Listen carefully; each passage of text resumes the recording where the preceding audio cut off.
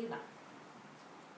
Man čia geriau negu ten, žymiai. Nes dalykščiai yra ramiau, nėra gatvės tos iš triukšmų iš ofisą, yra vėdinas oras, ištisai ten langai neatsidarinėdavo normaliai.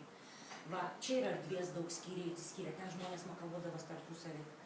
Vienu žodžiu, čia yra žymiai geriau. Žmonėm čia, fain, gražu, ne? Taip, šiuolaikinė.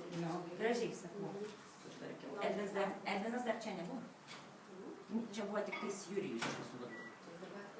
Edvinas atvažiuos, Ramės dar nebuvo. Tai Edvinas kaip atvažiavęs su Saša, dar nebuvo čia pasikėdami.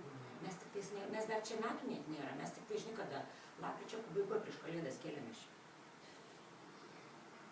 Gruodžio pradžioje, gal nuo gruodžio 1, man atrodo, nuo gruodžio 1.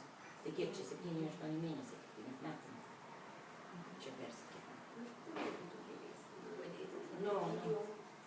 Jo, čia pradėjom viską. Edvins kažkaip ten tą ofisiuką mažą pasidarė tada, o aš čia pasidariau tą. Nes jie ten viską uždarė į pardavę, o aš kaip tik atvirkščiai plėčiau viską, nes man ten mes ten nebetilpom.